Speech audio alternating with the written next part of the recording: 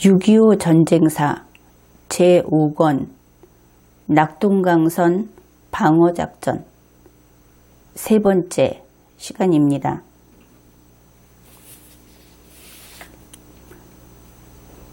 얼마 전에 그 두 번째 시간에서 우리가 국군 제1사단의 상황, 그리고 제1사단장, 1사단장의 방어 구상 결전 의지, 이런 것을 살펴보았습니다.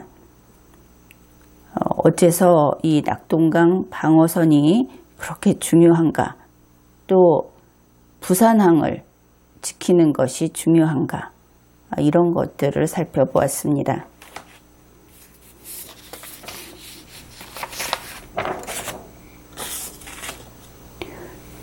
이어서 국군 제1사단의 상황입니다.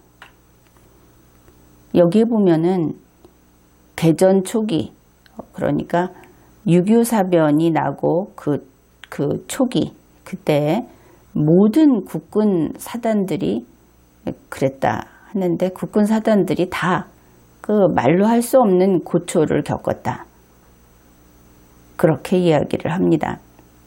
이제 우선 제1사단, 국군 제1사단에 대한 이야기를 하고 있습니다.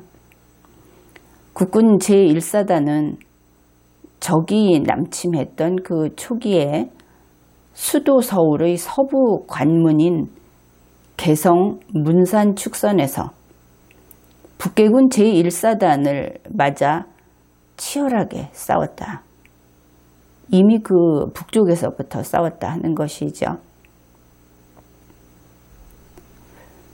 그래서 이것이 이제 제1사단이 저들이 남침하기 이전부터 이미 계획되어 있던 바대로 임진강 방어선에서 봉일천 방어선까지 이제 그곳을 방어를 해서 전차를 가지고 쳐들어오는 북계군 제1사단의 남진을 저지한 겁니다. 그래서 그들의 작전에 차질을 가져오게 했다. 그러고 보면은 이쪽이 좀 더 방어를 제대로 했다 하는 것을 알 수 있는데, 왜냐하면은 의정부 포천 축선으로 온 그 북계군은 6월 28일 새벽에 이미 서울까지 쳐들어왔습니다. 그런데 이 국군 제1사단이 맡고 있던 그쪽 서울의 그 서북방, 이쪽은 그렇게 하지 못했던 것이죠. 그들이 남침하는 것을 막아서 그들이 늦게 내려올 수밖에 없게 그렇게 했다 하는 것을 알 수 있습니다. 어느 정도로 그 효과가 있었는가 하는 것은 우리 국군 제1사단하고 같이 맞섰던 그 침략자들, 북계군 제1사단이 바로 이때 그 남침 초기에 그들이 당한 피해라고 하면은 피해인데, 그들이 우리에게 당한 그런 것 때문에 자신들의 그 지연작전에 바로 투입되지 못하고 부대 재편성을 거친 후인 7월 중순에야 작전에 투입이 됐다 하는 것이죠. 서울 쪽이 뚫린 우리 서울로 쳐들어온 그쪽은 6월 28일에 이미 들어왔는데, 그러면은 한참 그 시간차가 있다, 그것을 알 수 있죠. 여기에 대해서 이제 이런 자료가 있습니다. 이제 7월 중순에 투입됐다 하는 그 부분입니다. 소련 군사고문단장 라주바예프가 쓴 그 6.25 전쟁 보고서 제1권에 나오는 내용인데, 의정부 포천 축선, 그리고 춘천 홍천 축선에 투입됐던 북계군 사단은 바로 우리 국군의 지연작전에 투입돼서 그 교전에 들어갔지만, 북계군 제1사단은 7월 9일에서야 비로소 음성 서북방에 투입됐다. 이런 기록이 있는 것이죠. 그러면은 이게 지연작전 그래서 사실 무엇인가 했습니다. 이 전쟁사가 우리 국군 측에서 기록을 한 전쟁사다 보니까 이 지연작전의 주체는 우리 국군이 되겠죠. 침략자들을 저지함으로써 그들이 그 침공을 빨리 할 수 없도록 하는 그 지연작전, 그런 의미가 되겠습니다. 그러면은 좀 더 이해하기가 쉽죠. 우리의 지연작전에 적이 바로 들어오지 못하고 이렇게 7월 중순이 돼서야 투입이 됐다. 그런 것을 알 수 있습니다. 그 다음에 보면은 이렇게 그 방어를 잘 하고 있었는데 육군본부에서 한강 이남으로 철수해라 하는 그 명령이 내려온 것이죠. 그러면은 이 북쪽에서 방어작전을 하고 이것을 이제 지연작전이라고 부르는 것을 보면은 아마도 군에서는 차이가 있는가 싶은데, 이렇게 작전을 하고 있었는데 서울 쪽은 이미 밀려 내려왔고 북계군이 이런 상황에서 한강 이남으로 철수해라. 그러면 상당히 어렵겠다.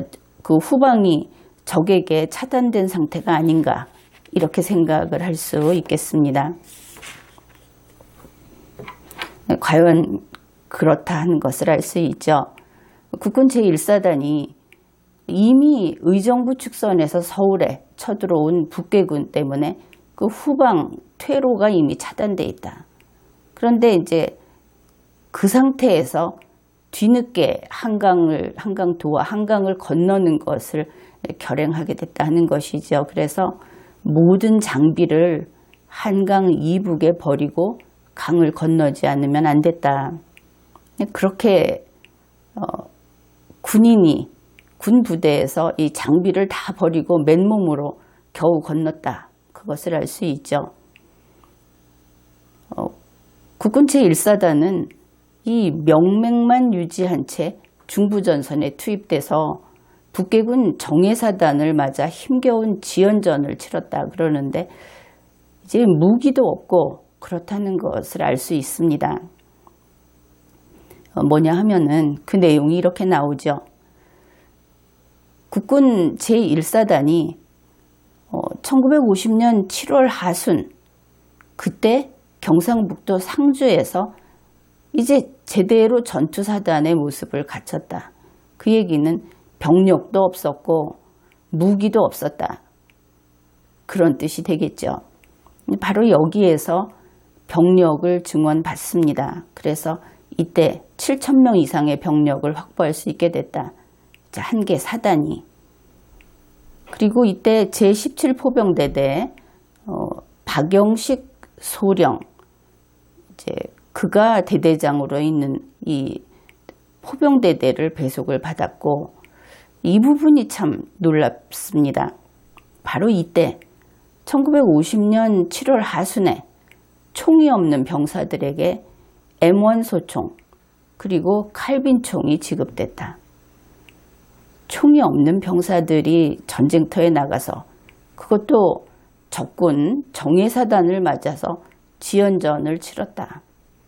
그러면 인명피해도 참 컸겠구나, 그런 생각을 할 수 있습니다.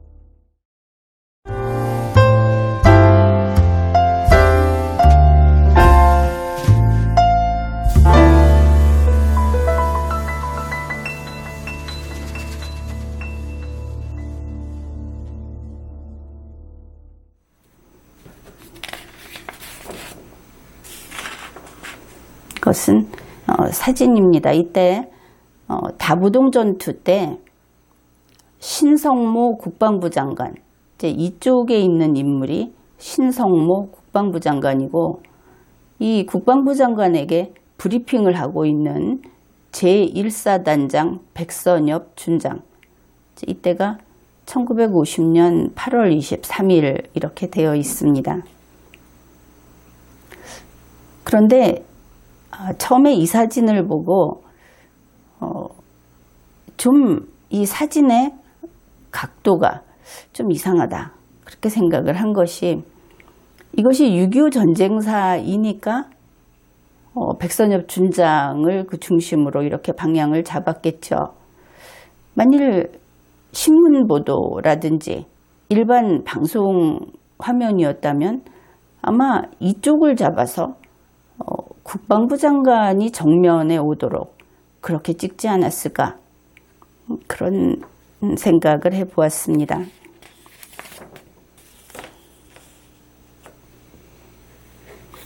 바로 이 무렵에 백선엽 제1사단장이 그 장군으로 진급을 하게 됩니다. 지금 여기서는 국군 제1사단이 상황이 어떤가를 설명하는 그런 대목이죠. 그래서 이제 국군 1사단의 능력이 어떤가 하는 것도 기록을 하고 있습니다. 이 국군 1사단은 낙동강 방어선을 형성할 때, 이제 이 방어선을 처음에 구성할 때 이렇게 되겠죠. 한국군과 미군 수뇌부로부터 전투력이 뛰어난 부대라고 인정을 받았다고 합니다. 그 내용이 어디에 있느냐 하면은 육군 총참모장 정일권 소장, 정일권 소장의 회고록에 그것이 있다고 하는데,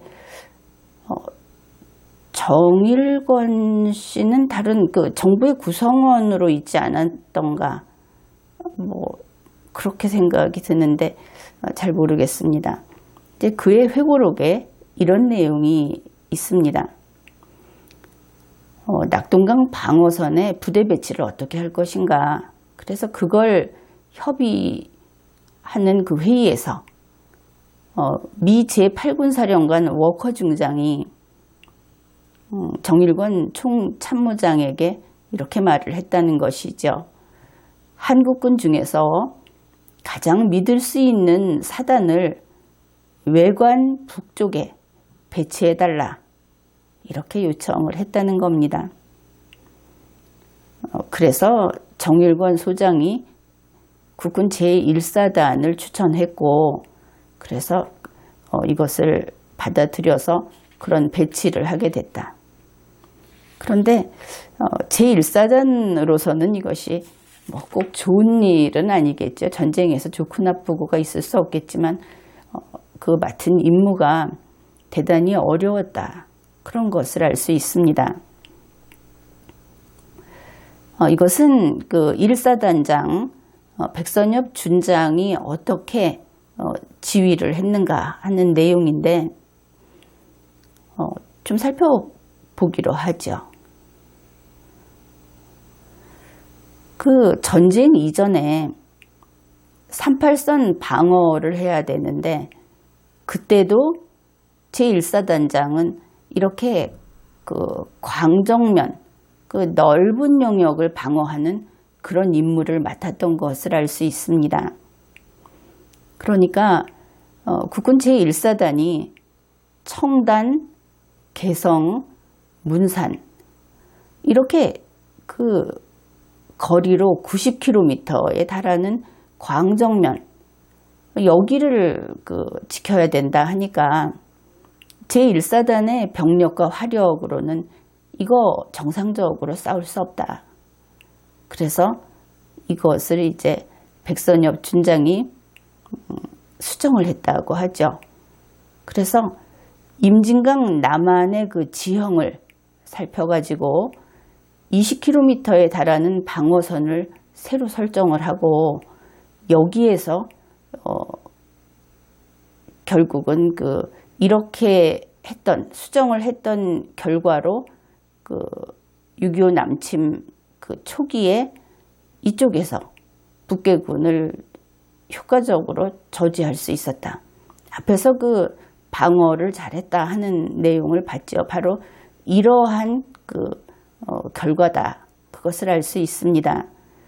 그런데 이번에 낙동강 방어작전에서도 또 42km에 달하는 광정면을 방어하는 임무를 맡은 것이죠.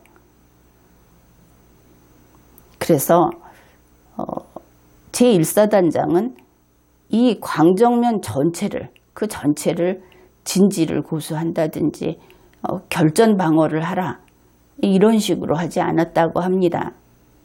왜냐하면 상대적으로 우세한, 그런데 상대적이라기보다는 절대적으로 우리가 열세였던, 이렇게 봐야 하겠죠. 그러한 북계군하고 이와 같이 넓은 정면에서 전투를 벌이는 것은 무리다, 그렇게 판단을 했다는 겁니다.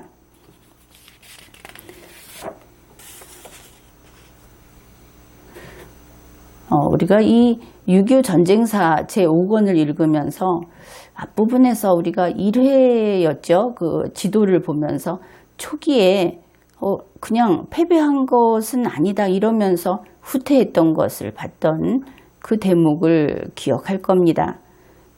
그것이 왜 그랬는가 하는 것을 여기에서 그 설명을 해주는 것이죠.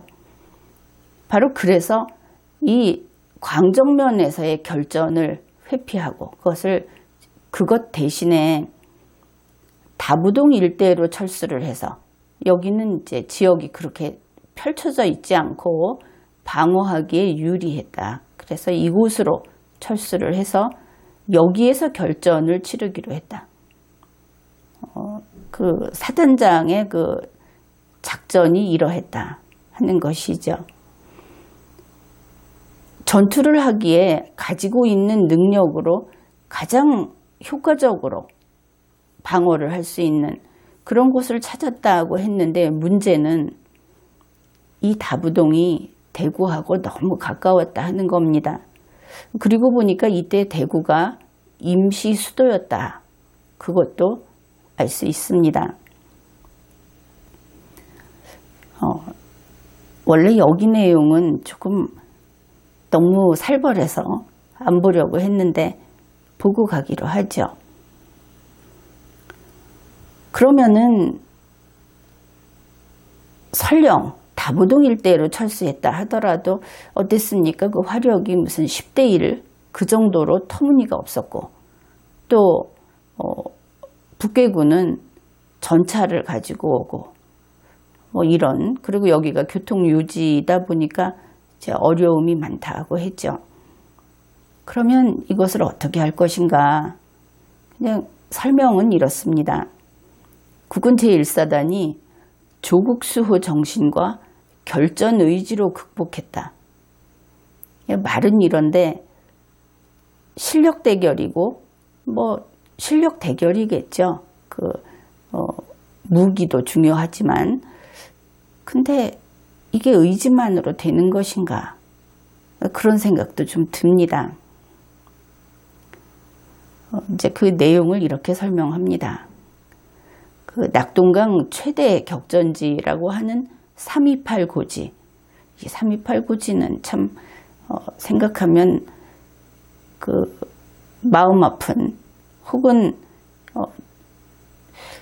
누구나 이때의 일을 생각하면은 그 옷깃을 연미게 된다 하는 이제 그런 고지전이 있었던 곳이고, 그 다음에 유학산, 수암산 전투, 여기에서 진지를 사수하고 빼앗긴 고지를 탈환하는데 시체를 방벽 삼아서 적을 물리치고 팔에 통증을 느낄 정도로 수류탄을 던지면서 이렇게 싸웠다. 그렇게 이야기를 합니다. 이때 백선엽 사단장이 이런 이야기를 했다는 것이죠. 다부동을 잃게 되면, 여기서 물러나게 되면 장병들 앞에서 배를 가르겠다.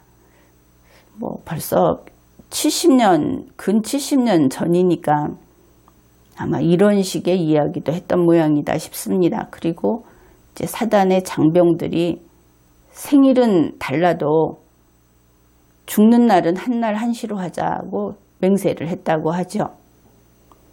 이제 이러한 매서운 의지로 그렇게 열악한 환경에서도 이 방어를 함에 있어서 이제 우리 국군 1사단은 여기서 그 패배를 하지 않았죠. 그런 것을 알 수 있습니다. 이렇게 감투정신 그리고 전투 의지로 뭉친 국군 제1사단이 이렇게 표현을 합니다. 마치 얇은 종이장 같은 방어선을 송곳으로 찌르듯이 공격하는 북괴군의 공격을 막아냈다. 그렇게 대구의 관문인 다부동을 사수했다. 얇은 종이장 같은 방어선을 송곳으로 찌르면 어떻게 됩니까? 아주 간단히 찢어지겠죠. 역시 이 북괴군, 우리의 원수 북괴군을 우리는 기억해야 하는 겁니다. 쉽게 풀어져서는 안 되겠죠.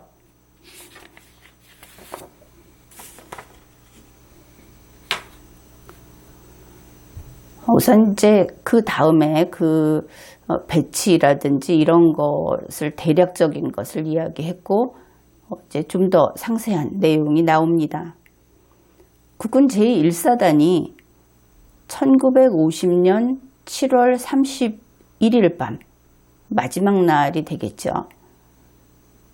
함창 북서쪽에 그러니까 국사봉에서 영강 일대로 이어지는 영강으로 이어지는 이 일대에서 북괴군과 접촉을 끊고 다른 곳에 배치를 했다 그러는데 이 부분은 사실 좀 이해가 잘 안 됩니다. 북괴군과 접촉을 끊었다. 그러면은 몰래 움직였다는 이야기인가? 하여튼 여러분은 어떻게 생각하십니까? 즉 그렇게 하고 그 다음날 상주를 거쳐서 운성나루터, 낙동나루터 거기에서 낙동강을 건넙니다. 그런 다음에 위천하고 거기에서 산막까지 여기에 3개 연대를 배치한 것입니다. 그러니까 이제 낙동강 그쪽 전체를 할 만한 병력도 안 되고 또 실제로 그렇게 해서 승산도 없고 하니까 이제 이곳을 지키기로 정한 것이죠. 그런데 8월 1일에 이 사단 좌측에 있던 부대, 그러니까 미 제25사단이었는데 여기에서 외관에서 낙정리 사이를 담당하고 있던 그 미 제25사단이 갑자기 마산전선으로 이동하게 됩니다. 이제 거기가 비어버린 것이죠. 그러니까 국군 제1사단이 외관에서 낙정리까지 여기까지 이제 방어를 하게 된 겁니다. 따라서 8월 2일부터 위천 하구로부터 외관 북쪽까지 지금 여기 7월 31일 밤에 배치한 거에 더해서 여기까지 담당을 하게 됐다. 그것을 알 수 있습니다.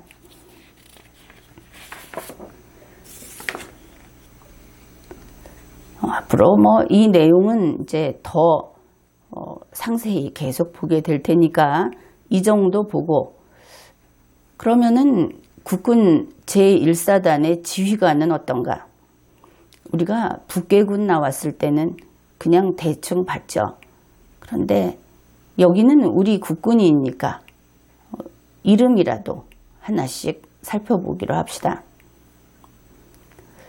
이때 사단 지휘부에는 사단장 백선엽 준장, 앞에서 어느 일정한 시기에 장군으로 됐다고 했죠.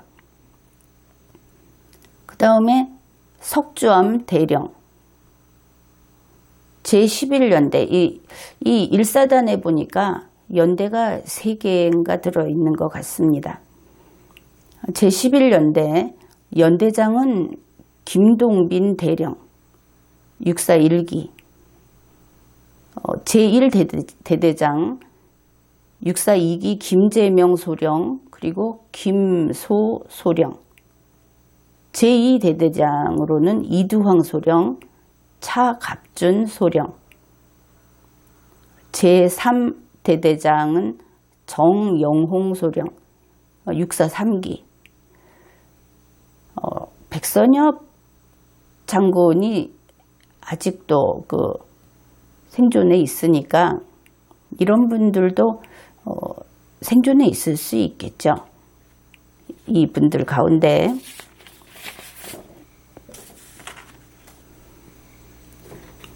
그 다음에 제12연대 연대장은 김점곤 중령 육사 1기, 그 다음에 박기병 대령. 이것은 연대장에 왜 앞에 있던 김점곤 중령이 또 있는지 모르겠습니다. 여기 차이는 이때는 소장 예편 이렇게 돼 있고 여기는 9월 3일보 이렇게 돼 있는데 이 부분은 잘 모르겠습니다. 제1대대장은 한순화 소령, 제2대대장 조성래 소령, 제3대대장 박병수 소령, 김기용 소령. 이것이 제12연대. 제15연대입니다. 연대장은 최영희 대령, 제1대대장은 김진희 소령, 육사 3기, 유재성 소령, 제2대대장 안광영 소령, 이존일 소령, 제3대대장 최병순 소령. 그 다음에 제17포병대대 앞에서 봤죠. 이 제17포병대대 박영식 소령 대대장이고 육사 5기. 공병대대에도 있었던 것을 알 수 있습니다. 김영석 소령 육사 3기. 이렇게 그 지휘부가 구성되어 있다 하는 것을 알 수 있습니다.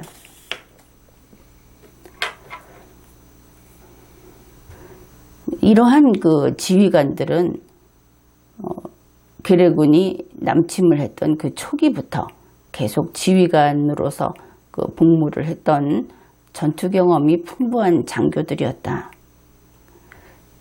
그리고 이제 무기 지급을 받은 이야기가 나옵니다. 제1사단이 1950년 8월 3일에서 4일 사이에 인동초등학교, 이게 아마 그 부근에 있는 모양이죠.